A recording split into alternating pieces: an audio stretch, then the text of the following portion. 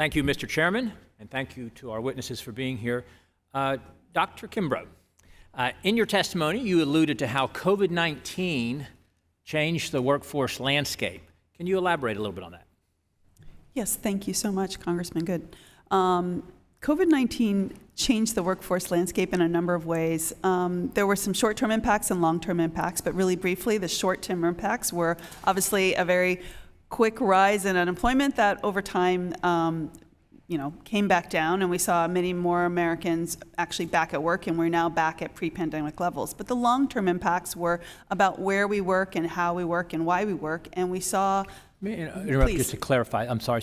You said we're back at pre-pandemic levels. In our data, and actually also in BLS data, we see that labor force participation rates amongst Americans, prime age Americans, aged 25 to 54, is back at about pre-pandemic levels. We also see in our own data the rates at which people are being hired is about at pre-pandemic levels. Do you see, or what impacts do you still see, though, with the public health emergency finally declared over? What challenges do you see or impacts do you see on the economy, though, beyond just the labor participation, which the reports I have seen is we have the lowest historic participation rate. We've got 2 or 3 million less Americans working than were working before the pandemic. But so perhaps you could address that, but then also what other impacts do you continue to see with the emergency declaration over? Yes, thank you. So the labor force participation rate that I was referring to limits it to just the age of what we call prime age working Americans, so age 25 to 54, but there is a broader measure that includes people who are older than 54 or younger than 25, and that is probably what you have looked at. So in a sense, we're both correct.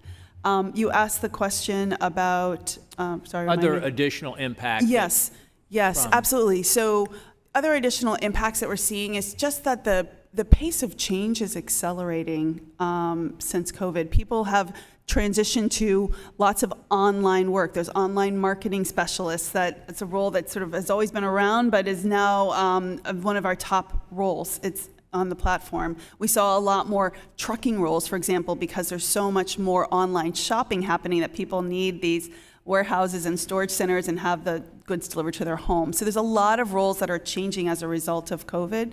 It's changing the job market in small and large ways.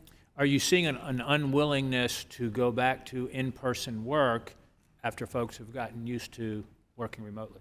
I would say that people really have enjoyed the flexibility they get from remote and flexible work options, but including, if I may, federal employees who 80% are working only 1 day a week, by the way, in person.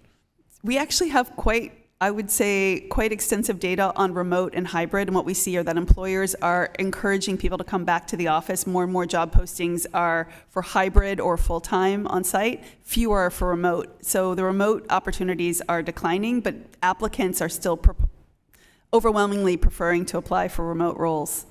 Can you share any thoughts you have on what the impact of vaccine mandate? I was talking to a group of high school students yesterday who showed up in the Capitol steps to meet with me. Talked to them about how we fired, I use the term we loosely, we fired their parents because they didn't get a vaccine. Can you talk about what you've seen the impact the vaccine mandate had on businesses? I don't have a lot of data on that in our data set. We did actually try to look at that back a few years ago, and we just didn't have a lot of data. We were attempting to try to understand the degree to which, for example, job postings or employers were requiring mandates, but we didn't have enough information. How about the impact on the relaxed work requirements, verification requirements, the expanded subsidies available, if you will, to able-bodied workers? How has the current welfare situation, federal subsistence situation, or even for that matter, state-supported subsistence impacted employment today? What the economic data, and this is not LinkedIn data now, this would just be the economic data that I look at as an economist, seems to suggest is that there was a point at which Americans largely had a lot of excess savings, and that allowed them to consume more, shop more. It put pressure on the supply chains that were at the same time being constrained. I think most economists would say that excess savings is slowly being wound down. Yeah, if I may, you've got the 20% loss in retirement accounts, the depleted savings because of folks not working, combined with the massive 40-year high inflation, and then the interest rates, which are particularly crushing Americans' ability to buy homes, grocery prices, utility prices, gas prices, housing prices, crushing the American people, all related to the policies of this administration. And I yield back, Mr.